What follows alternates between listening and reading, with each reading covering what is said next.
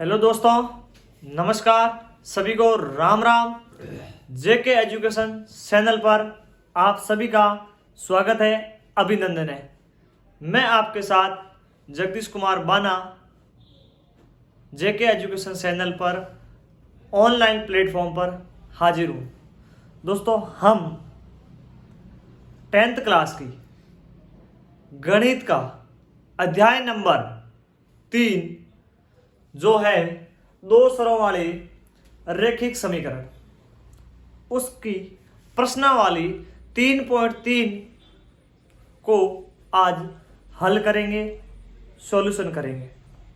दोस्तों, इससे पहले अर्थात इससे पीछे वाली क्लासों में हमने दो स्वरों वाले रैखिक समीकरण की प्रश्नावली 3.1 और 3.2 का अध्ययन किया था। उनके साथ उनका ग्राफ का निर्माण किया था। अब तक हमने समीकरण के बारे में, एक्स वाई के बारे में, अर्थात जो चर संख्याएं थी अपने पास में, जो एक्स वाई या ए बी सी, उनके बारे में हमने अध्ययन किया था। यदि इन दो समीकरणों के द्वारा ग्राफ का निर्माण होता है तो वो किस प्रकार का ग्राफ बनेगा। कहने का मतलब, उन दो समीकरणों के द्वारा क्या ग्राफ प्रतिच्छेदी बनेगा, क्या ग्राफ समांतर बनेगा, क्या ग्राफ समपाती बनेगा। इतना हमने अब तक के जितने भी क्वेश्चन थे, जो प्रश्न थे, उनमें सॉल्यूशन हल करिए थे। आज हम इसी प्रकार का इसका जो अगला स्तर है, कहने का मतलब एक्स और वाई के हमने जो समीकरण बनाए थे, अब तक हमने एक्स और वाई के रूप में समीकरण निर्माण किए थे। अब से हम जो एक्स वाई का जो निर्माण करेंगे, निर्माण तो अभी भी हम एक्स वाई का करेंगे, लेकिन एक्स वाई के निर्माण के साथ साथ हम एक्स वाई का मान भी अभी आज 3.3 में निकालेंगे। एक्स और वाई का मान आपको केवल से केवल एक ही स्थिति में मिलता है, वो है प्रतिच्छेद। कहने का मतलब, यदि आपके पास दो समीकरण होंगे, वो समीकरण एक दूसरे को प्रतिच्छेद करते हैं, उनके द्वारा जो ग्राफ बनेगा, उस ग्राफ में जो रेखाएं होगी वो एक दूसरे को प्रतिच्छेद करेगी, तो हमारे पास में जो एक्स और वाई के मान होंगे वो बिल्कुल ही निश्चित होंगे, ओरिजिनल होंगे। कहने का मतलब, उनका मान होगा वो एक ही होगा। अर्थात यदि ग्राफ में आपको रेखाएं समांतर मिलती है तो उनका कोई हल होगा नहीं, एक्स और वाई का हमें हल मिलेगा ही नहीं। और यदि ग्राफ में रेखाएं समपाती होती है तो हमें एक्स और वाई के मान अनेक मिलेंगे। कहने का मतलब, एक नहीं होंगे, बहुत सारे एक्स वाई के मान होंगे। आइए चलते हैं अब 3.3 के क्वेश्चन नंबर 1 पे। 3.3 का क्वेश्चन नंबर 1 है, उसमें आपको कुछ समीकरण दे रखे हैं और आपको उन समीकरणों के द्वारा एक्स और वाई के मान ज्ञात करने हैं। यानी जो चर संख्या है, या एक्स वाई है, या फिर कोई अदर ए से जेड तक के कोई भी अक्षर या लेटर अक्षर हो सकते हैं, वो हमें ज्ञात करने हैं। जो हमें ज्ञात होते नहीं है, उनका ज्ञात करने का आपकी 3.3 में केवल एक विधि दे रखी है। हम सर संख्याओं के मान ज्ञात करने की 3 विधियां दो सरल वाले रैखिक समीकरण में पढ़ेंगे। कितनी विधियां? 3 विधियां। प्रथम विधि है, वो है प्रतिस्थापन विधि।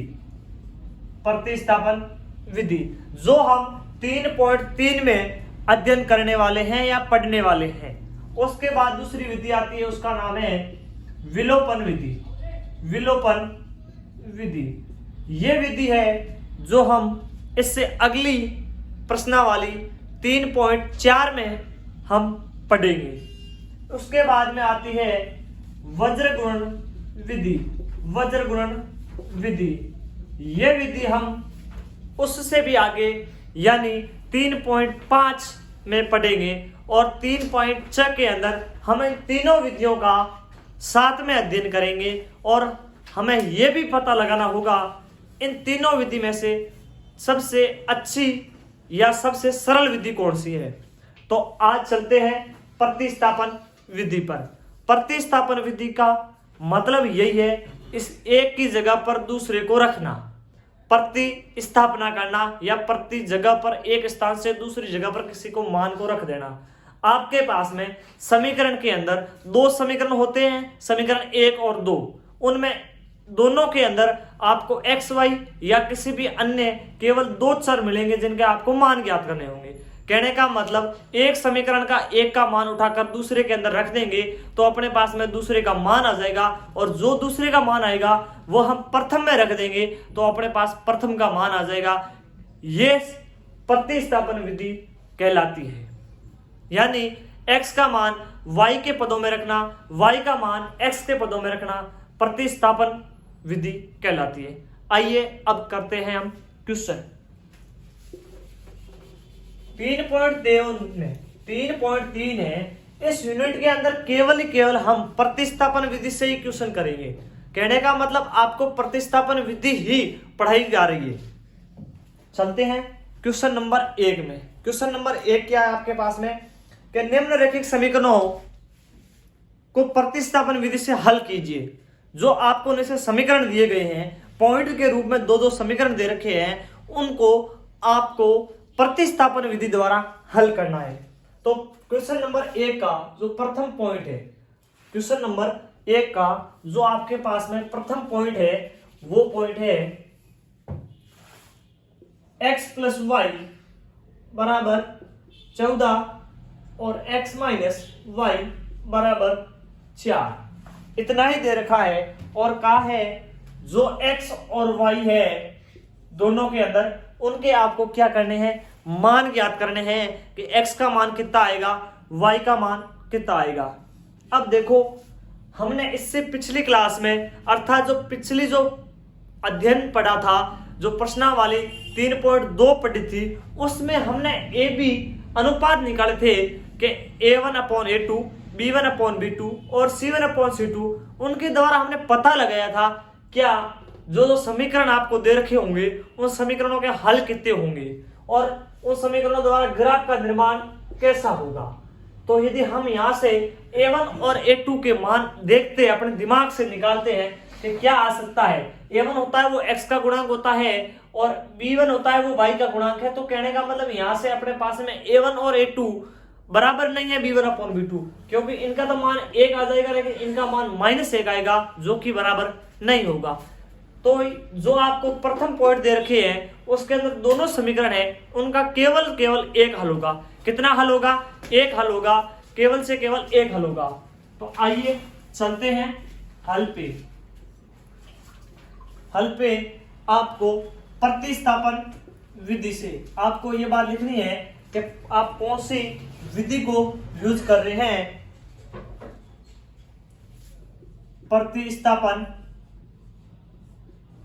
विधि द्वारा, प्रतिस्थापन विधि द्वारा समीकरण नंबर 1 में, समीकरण नंबर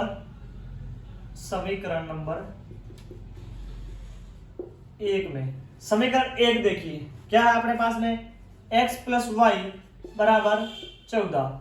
यहां से यदि मैं x का मान निकालूं तो y का उधर पक्षांतर करूंगा तो मेरे पास बन जाएगा 14 माइनस वाई। अब ये जो समीकरण जो x बराबर ये मान है, ये जो x के बराबर है, बीच में चिन्ह किसका है, बराबर का चिन्ह है। कहने का मतलब x के बराबर 14 माइनस वाई है और ये x का मान मैं समीकरण 2 में रख दूंगा। तो यहां लिखूंगा x का मान समीकरण 2 में रखने पर, समीकरण 2 में रखने पर, समीकरण 2 अपने पास में है x माइनस वाई बराबर 4। x की जगह पर हमें क्या रखना है, 14 माइनस वाई। अब ये वाला y तो यही पड़ा है बराबर 4। अब ये भी y है, ये भी y है, दोनों ही एक ही पद है। कहने का मतलब जुड़ जाएगा। और ये 14 है, इसको मैं पक्षांतर करके इधर लेके जाऊंगा तो ये माइनस के हो जाएंगे और मेरे पास बन जाएगा माइनस के 2y, क्योंकि दोनों ही माइनस के है, समान चिन्ह होते हैं तो वो जुड़ते हैं और समान चिन्ह है इसलिए जुड़ गए और माइनस है इसलिए आगे माइनस आ गया। ये माइनस के 4 माइनस माइनस के 14 हो गए, क्योंकि 14 इधर प्लस के थे, मैंने उधर लेके गया, माइनस के बन गए। अब यहाँ पर कितने बच गए मेरे पास में, माइनस के 10, क्योंकि माइनस के 14 बड़े हैं। अब इधर मेरे पास बच गया, इधर जो मेरे पास बचेगा वो बचेगा y बराबर माइनस के 10। ये मैंने माइनस जो 2 माइनस के थे वो y के गुणांक में थे, मैंने पक्षांतर कर दिया, मतलब उधर गए तो ये भाग में चले गए और माइनस से माइनस कट गया और 10 में 2 का भाग गया, वो गया 5 बार, मेरे पास y का मान 5 आ गया। अब ये जो y का मान है, जो अपने पास में y का मान आया है, उस y के मान को y का मान समीकरण नंबर 1 या 2 में रखने पर, कहने का मतलब ये है कि जो आपके पास में जो y का मान आया, तो समीकरण 1 में रख दो या 2 में रख दो, या फिर जो आपने ये किया कहीं पर भी रख दो, आपको किसी भी प्रकार की गलत नहीं होगा। जितने भी समीकरण आपके बनते हैं उसमें किसी में भी रख सकते हो जो आपको क्वेश्चन में है। अब मैं समीकरण 1 में रख रहा हूं। 1 में क्या है, x प्लस y का मान मेरे पास में कितना है, 5 है, 5 बराबर 14, यानी x ये 5 उधर गए, 14 माइनस 5, x बराबर 9 आ गए। कितना आ गया, 9।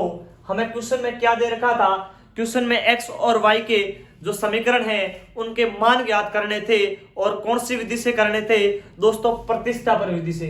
हमने प्रतिस्थापन विधि द्वारा यानी एक का मान दूसरे में रख दिया, यहां से x का मान समीकरण 2 में रखो, 1 में रखा था वो यहां रखा, फिर अपने पास में समीकरण y का मान आया वो समीकरण 1 में रख दिया, अपने पास में x और y दोनों के मान आ गए।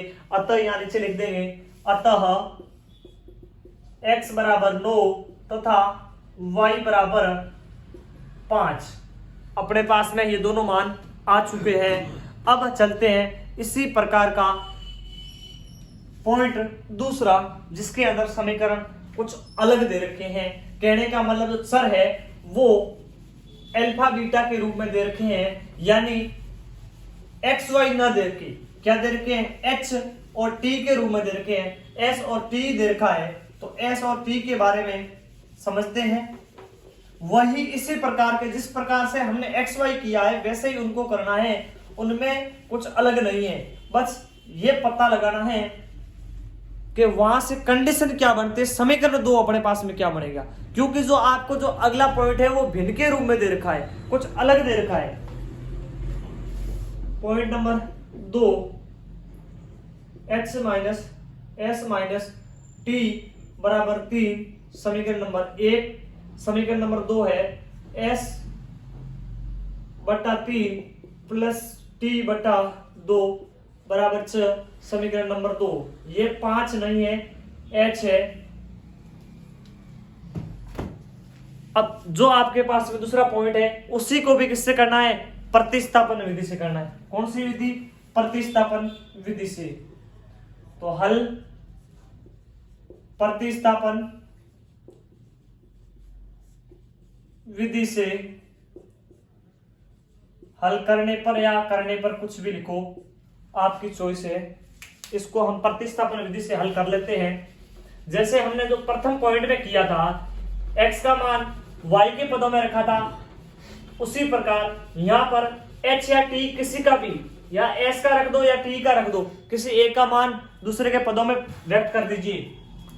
अब प्रतिस्थापन विधि में पहला आपको जो फॉर्म दे रखा है, जो पहला समीकरण है वो तो आपको किसके दे रखा है, रैखिक समीकरण के मानक समीकरण के रूप में, जो होता है ax plus by plus c बराबर 0 के रूप में। ये तो आपको उसी फॉर्म में दे रखा है, लेकिन ये थोड़ा सा क्या है, भिन्न के रूप में दे रखा है, तो इसको हम मानक समीकरण के रूप में बदलना होगा, हमें मानक समीकरण के रूप में लाना होगा। इसलिए क्या करेंगे, जो समीकरण 2 है हम लिखते हैं समीकरण 2 में, समीकरण 2 में हमें उसको मानक रूप में ले आना है। तो अपने पास में समीकरण 2 क्या है, h अपॉन यानी s upon 3 plus t upon 2 बराबर 6। अब मैं यहाँ पर ये भिन्न के रूप में दे रखा है, और जब दो संख्याएं या दो भिन्न रेखीय है उनके बीच में माइनस या प्लस का चिन्ह होता है तो हम उनका लघुत्तम लेते हैं, कहने का मतलब एलसीएम लेते हैं। एलसीएम क्या होगा, या तो जो दो भिन्न रेखीय है उनके हरों को गुणा कर दो या अपने दिमाग में ऐसी दो संख्याएं यानी ऐसी एक संख्या को लेके आना है, अपने विचार में ले आना है कि जो हर है दोनों उनका पूरा का पूरा भाग जाए। तो इनका जो एलसीएम आएगा 3 गुणा 2 6 एलसीएम आ जाएगा। तो मेरे पास में 6 एलसीएम आ गया। अब मैं 3 का भाग इसमें दूंगा, 3 का भाग जाएगा 2 बार, 2 को h से गुणा किया तो 2s आ गया, फिर प्लस की जगह प्लस लिख दूंगा।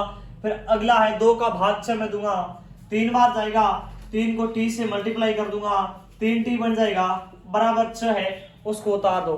अब ये जो 6 है इधर ये बट्टे में है, अपॉन में है, उधर जाएंगे मल्टीप्लाई हो जाएंगे, कहने का मतलब गुणा हो जाएगा। तो इसका पक्षांतर कर दो, 2s प्लस 3t बराबर ये 6 मग 36, 6 इंटू 6, 6 गुणा 6 36 हो गए।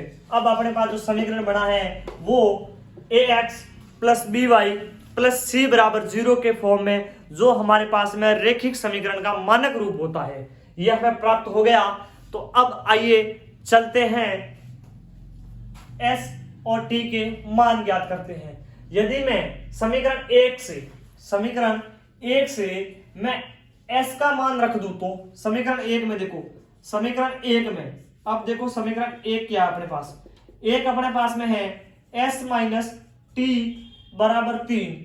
यदि मैं यहां से s बराबर 3 प्लस टी कर दूं, ये माइनस का t था उधर गया प्लस का हो गया।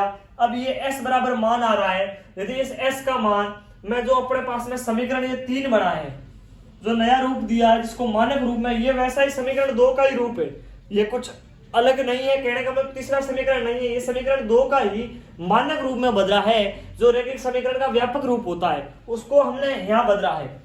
तो हम जो s का मान है वो समीकरण नंबर 3 में रख देते हैं, यानी s का मान समीकरण नंबर 3 में रखने पर, s का मान समीकरण नंबर 3 में रखने पर। अब अपने पास समीकरण नंबर 3 क्या था, समीकरण नंबर 3 था 2 गुणा s, 2 के गुणा में है और s का मान है अपने पास में यहां से निकला है, ये देखो s का मान है 3 प्लस टी, तो 2 गुणा 3 प्लस टी, फिर आगे प्लस 3t बराबर 36। अब यहाँ ये 2 इस पूरे कोष्ठक से गुणा हो रहे हैं, मल्टीप्लाई हो रहे हैं, तो गुणा कर दो, 2 3 से गुणा होके 6 बन जाएंगे, फिर प्लस की जगह प्लस आ जाएगा, 2 t से गुणा होके 2t बन जाएगा। फिर कोष्ठक बनाओ तो नहीं बनाओ तो कोष्ठक तो अपने गुणा कर लिया है, कोष्ठक की कोई जरूरत नहीं है, प्लस के 3t बराबर 36। अब समान पद वाले समान पद में जुड़ जाएंगे या घट जाएंगे, ये भी t का पद है ये भी t का पद है, ये जुड़ जाएंगे, ये 6 इधर प्लस के है उधर जाएंगे तो माइनस के हो जाएंगे, ये 2t ये 3t ये बन गए 5t, ये 5 है न कि s मान ले तो इसको ऐसा नहीं मानना है, 5t ये बराबर हो जाएंगे 36 माइनस 6 तो t बराबर 30/5, 36 में 6 गए पीछे बचे 30, ये जो 5 है जो t के गुणांक में है इधर जाएंगे भाग हो जाएगा, ये कट के कितने आ जाएंगे 30 के अंदर 5 का भाग 6 बार जा रहा है, 6 आ जाएंगे अपने पास में, तो t का मान क्या आ गया 6 आ गया। अब t का मान समीकरण नंबर 1 में रख दो, समीकरण 1 में रखने पर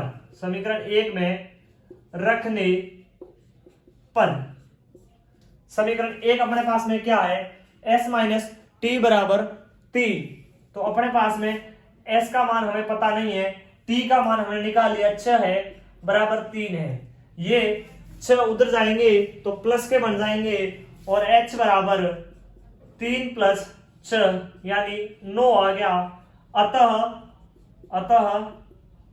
h बराबर 9 तथा t बराबर 6 होगा। अपना जो उत्तर था जो चर संख्याएं थी h और t उनका हमने मान ज्ञात कर लिया है। इसी प्रकार इसका पॉइंट तीसरे पे आए चलते हैं। जो तीसरा बिंदु है वो क्या है? जिस प्रकार हमने दूसरा और तीसरा ज्ञात किया, दूसरा और पहला ज्ञात किया है, वैसे ही तीसरे को ज्ञात करते हैं।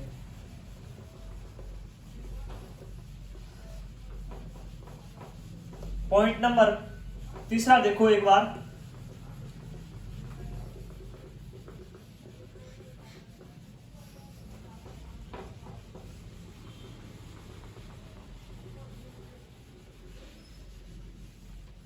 पॉइंट नंबर तीसरा अपने पास में है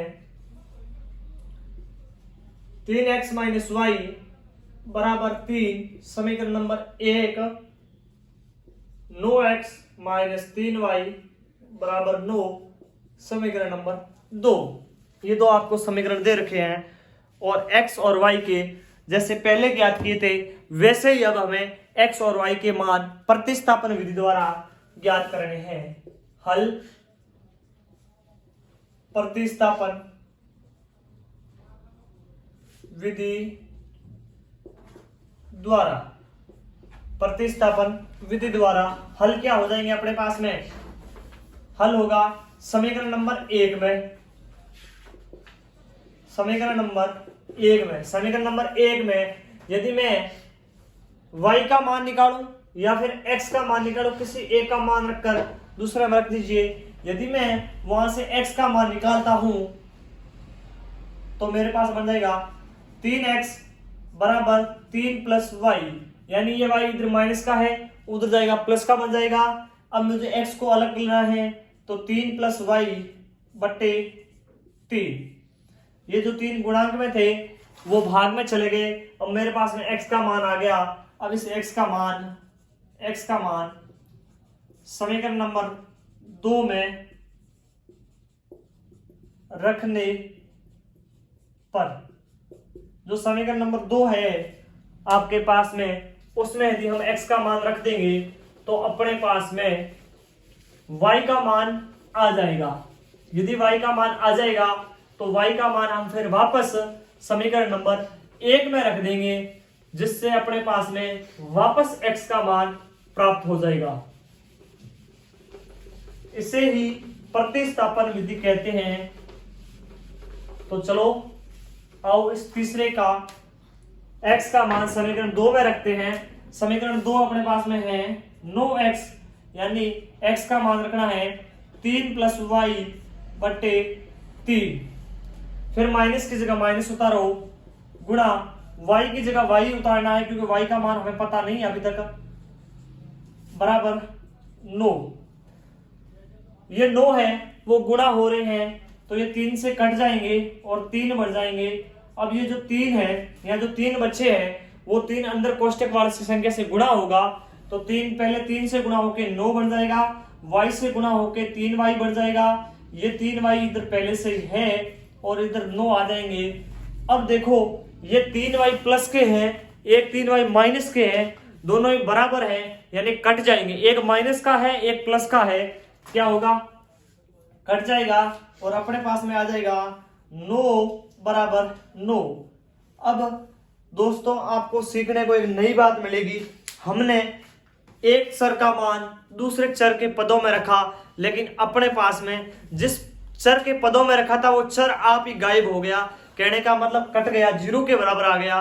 तो क्या हमने जो मान रखे थे वो गलत थे? क्या जो हमने पक्षांतर किया वो गलत था? नहीं, वो हमने जो पक्षांतर किया था वो भी सही था, जो हमने मान रखे वो भी सही था।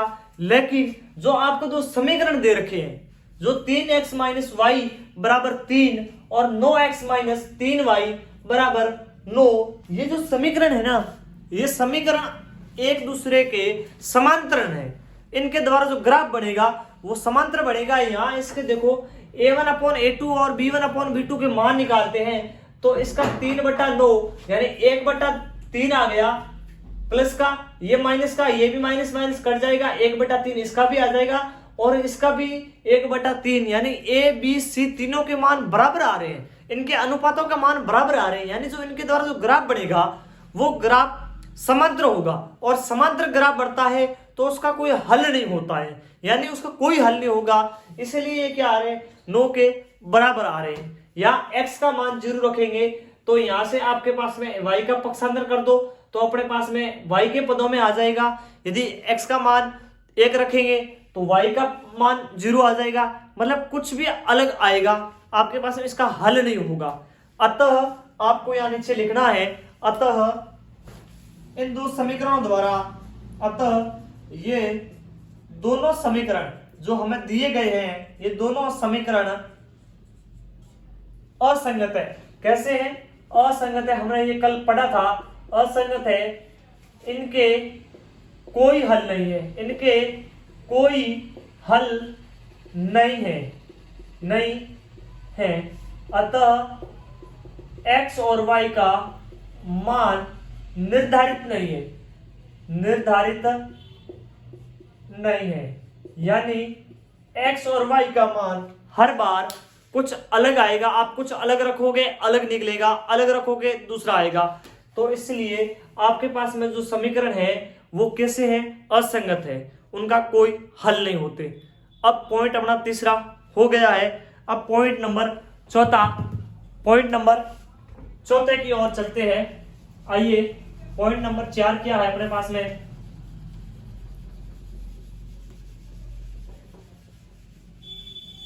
पॉइंट नंबर 4 है दोस्तों, वो थोड़ा सा अलग सा दिख रहा है आपको, है ना? कुछ लग रहा है कि सर ये तो नया है, ये नया है ना, लग रहा है। लेकिन दोस्तों मैं आपके साथ हूं, आप मेरे साथ हो, यानी सरल बन जाएगा।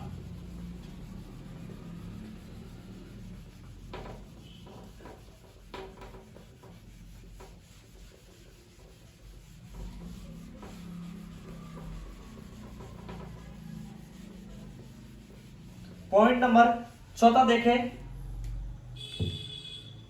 चौथा अपना पॉइंट है 0.2x प्लस 0.3y बराबर 13 नहीं है, 0.3 है, और दूसरा है 0.4x प्लस 0.5y बराबर 2.3। ये अपने पास में दो समीकरण दे रखे हैं, और इनके भी क्या करने हैं आपको? x और y के मान ज्ञात करने हैं, यानी x का मान क्या होगा, y का मान क्या होगा, और प्रतिस्थापन विधि द्वारा ज्ञात करना है। यानी x का मान y में रखो, y का मान x में रखो, प्रतिस्थापन विधि द्वारा आपको ज्ञात करना है। आइए दोस्तों, चले इनको करते हैं हल। अपने पास में हल बराबर क्या हो जाएगा? समीकरण 1 और 2 आपको पॉइंट के रूप में दे रखा है, और हमने छोटी क्लास से, कहने का मतलब 6th 7th 8th में हमने ये बात पढ़ी है कि पॉइंट रहते हैं तो नीचे बट्टे के अंदर उतने ही जीरो लग जाते हैं जितने पॉइंट के बाद में अंक होते हैं। यानी आपको बट्टे के अंदर जो 1 होता है, हर किसी संख्या के बट्टे में 1 होता है, हर किसी संख्या के गुणांक में 1 होता है, यानी जो भी संख्या उनके बट्टे में 1 है तो 1 के आगे उतने ही जीरो यानी शून्य लग जाएंगे जितने अंक पॉइंट के बाद होंगे। समीकरण नंबर 1 में, समीकरण नंबर 1 में पहले समीकरण नंबर 1 को बदलो। कैसे बदलेंगे? समीकरण नंबर 1 को बदलेंगे 2x 0.2x प्लस 0.3y बराबर है 1.3। पॉइंट हटा, बट्टे में 1 था पहले, क्या लग गया? पॉइंट के बाद संख्या कितनी है? 3, सिर्फ 3 एक ही संख्या है ना केवल, तो 1 0। अब यहां देखो, यहां पर ये y मत मानना, ये y इसका गुणांक है, y कोई संख्या नहीं है, y क्या है? कोई गुणांक है उसका, y का ये गुना हो रहा है, y का अभी तक हमें मान पता नहीं है। तो 0 के बाद केवल 3 एक ही है ना, तो इसके बट्टे में भी 10 आ जाएंगे। यहां से पॉइंट हटा, इसके बट्टे में भी 10 आ जाएंगे। यानी ये 10, ये भी 10, ये भी 10। अब ये देखो अपने पास में भिन्न बन गई। क्या भिन्न बनी? ये पॉइंट हट गया तो 2x बन गया, ये पॉइंट हट गया तो 3y बन गया, और ये पॉइंट हट गया 13 बन गया। यानी इनके बट्टे में सबके क्या है? 10 है। हमने जैसा कि इसी क्वेश्चन का पॉइंट नंबर 2 किया था, जो भिन्न के रूप में दे रखा था, हमने वह एलसीएम लेकर, लघुत्तम लेकर उसको सोल्व किया। तो इसको भी लघुत्तम ले लेते हैं। अपने पास में इन दोनों भिन्नों का लघुत्तम आएगा 10, क्योंकि हर है वो समान है। यदि किसी भिन्न का आपको दोनों भिन्नों का हर समान है तो लघुत्तम हमेशा वही होता है, दोनों का भाग बराबर जाएगा। तो 10 में 10 का भाग गया, एक बार 1 को 2x से गुणा किया 2x, प्लस 3 से 10 का भाग 10 में एक बार 1 को गुणा किया 3y से 3y बराबर 13/10। अब ये लघुत्तम आ गया, इसके भी बट्टे में 10 है, इसके भी बट्टे में 10 है। यदि मैं इस 10 को उधर भेजूंगा तो गुणा में जाएगा, वैसे भी कट जाएगा, तो आप सीधे यही काट दो। 10 से 10 कट गया, अपने पास में बच गया 2x प्लस 3y बराबर 13, समीकरण नंबर 3, जो समीकरण नंबर 1 का ही रूप है। आप चाहे समीकरण नंबर 1 बोल दो, इसको कोई फर्क नहीं पड़ेगा, क्योंकि जो हमें पॉइंटों के रूप में था, भिन्न के रूप में था, उसको हमने बदलकर मानक रूप में ले आए। कौन सा? जो ax plus by plus c बराबर 0 के फॉर्म में होता है। अब समीकरण नंबर 2 को, कौन सा? समीकरण नंबर 2 को, समीकरण नंबर 2 है उसको ही बदल देते हैं। समीकरण नंबर 2 को बदलते हैं। समीकरण नंबर 2 है अपने पास में 0.4x प्लस 0.5y बराबर 2.3। इसका पॉइंट हटाएंगे, बट्टे के अंदर 10, इसमें भी 10, क्योंकि एक एक अंक है, सबके पॉइंट के बाद देखो एक एक अंक है, हट गया। तो अपने पास बन जाएगा 4x/10 प्लस 5y/10, अगला बन जाएगा 23/10। जैसे हमने यहां किया था, यहां पर भी हमें लघुत्तम लेना पड़ेगा। अपना लघुत्तम आ जाएगा 10, यहां आ जाएगा 4x, क्योंकि 10 का भाग 10 में गया, एक बार 1 को 4x से गुणा किया 4x, प्लस की जगह प्लस उतार दिया, फिर वापस 10 का 10 में भाग गया, एक बार 1 को गुणा किया 5y से 5y बराबर 23/10। ये 10 इस 10 से कैंसिल आउट हो जाएगा। अपने पास में समीकरण बन जाएगा 4x प्लस 5y बराबर 23, यानी समीकरण नंबर 4, जो समीकरण नंबर 2 का ही मानक रूप है, यानी ax प्लस by बराबर प्लस c बराबर 0 के फॉर्म में है। अब आइए दोस्तों समीकरण नंबर 3 और 4 से x और y का मान ज्ञात करते हैं। क्यों? क्योंकि ये हमें मानक रूप में मिल गए हैं, हम पक्षांतर आसानी से कर सकते हैं, तो एक दूसरे का प्रतिस्थापन भी कर सकते हैं। तो अब देखो क्वेश्चन नंबर, या तो इस 4 से निकाल लो x का मान, किसी से भी निकाल लो, कोई फर्क नहीं पड़ेगा आपको। सही इससे निकालो, सही इससे निकालो, ये वाला 13 वाला, कोई फर्क नहीं पड़ेगा। इस 23 से निकाल लेते हैं अपना। 23 से मैं मान निकालता हूं, x का मान निकालू, किसका? x का मान तो क्या आ जाएगा 4x बराबर 23 minus 5y, 23 minus 5y x बटा 23 माइनस 5y/4। अपने पास में x का मान आ गया, क्या आ गया? 23 माइनस 5y/4। अब इसका मान किस में रख दो? समीकरण जो नंबर हमने 3 बनाया था, जो 1 का ही रूप था, उसमें समीकरण नंबर 3 में x का मान रखने पर, x का मान रखने पर समीकरण नंबर 3 क्या था अपने पास में? 2x, x का मान हमारे पास आया है 23 माइनस 5y/4 प्लस 3y बराबर 13। कितने? 13। अब ये 2 4 से गुणा हो रहा है, तो ये भाग में है, कट जाएगा, यहाँ नीचे बच्चे में 2 बच जाएगा, बट्टे के अंदर अपने पास ऊपर बन जाएगा 23 माइनस 5y/2 प्लस 3y बराबर 13। अब देखो ये 2 बट्टे में है, इसको आप सीधा इधर पक्षांतर नहीं कर सकते, क्योंकि आपको प्लस कुछ ऐड हो रहा है। तो मैं जिस प्रकार से हमने यहाँ पर भिन्न के रूप में लेके एलसीएम लिया था, हम भी इसको एलसीएम लेंगे, मानेंगे कि इसके बट्टे में 1 है, क्योंकि हमें पता है किसी भी संख्या के बट्टे में 1 होता है, तो इसके बट्टे में 1 होगा। तो इन दोनों का एलसीएम अपने पास में क्या आ जाएगा, 2 और 1 का एलसीएम 2 आ जाएगा, क्योंकि दोनों का भाग जा रहा है 2 के अंदर, 2 का भी जा रहा है 1 का भी जा रहा है। 2 का 2 के में भाग गया एक बार, 1 को 23 से और -5y से गुणा किया, वही रहेगा ना। अब ये संख्या दोनों को 1 है इसलिए पहले ले रहे हैं, फिर प्लस की जगह प्लस 1 का भाग 2 में गया 2 बार, 2 को गुणा किया 3y से, तो कितना बन जाएगा अपने पास में 6y बन जाएगा ना। तो यहां बन जाएगा 6y बराबर 13।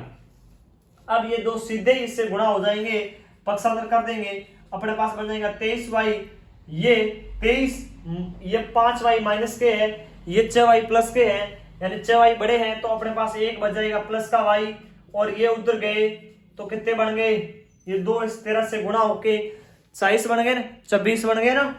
अब अपने पास में 23 का पक्षांतर कर देंगे, तो अपने पास y बराबर आ जाएगा 26 माइनस 23 यानी 3। किसका मान, y का मान। अब जो y का मान अपने पास में जो 3 आया है उसको हम यहां रख देते हैं, या फिर कहीं वहां रख दो, मान लीजिए यहां रख देता हूं मैं y का मान समीकरण नंबर 4 पर रख दो, y का मान 4 में, समीकरण नंबर 4 में रखने पर किसी भी समीकरण रख दीजिए आप, समीकरण 3 में रखो चाहे 4 में, आपके पास मान हो जाएगा। समीकरण नंबर 4 क्या था अपने पास में, यही है ना फॉर्म सीधे वाला, यहाँ x बराबर, तो हमें तो y का मान मिला है, तो x बराबर क्या है 23 माइनस 5, y का मान 3 आ गया, 5 गुणा 3 बटा 4, यानी x बराबर 23 में से 5 गुणा 3 15, 23 में से अपने पास 15 चले गए तो पीछे बच जाएंगे 5 3 8 बटे 4, यानी x का मान कितना आ गया 2 आ गया। अतः x बराबर 2 और y बराबर 3 होगा। हमारे पास में x और y के दोनों के मान आ चुके हैं, और हमारा क्वेश्चन नंबर 1 का point number 3, point number 2, point number 4 और पॉइंट नंबर 1, कहने का मतलब क्वेश्चन नंबर 1 के 4 पॉइंट हल हो चुके हैं। अगले पॉइंट यानी अगले जो क्वेश्चन होंगे वो next class next day. Thank you very much.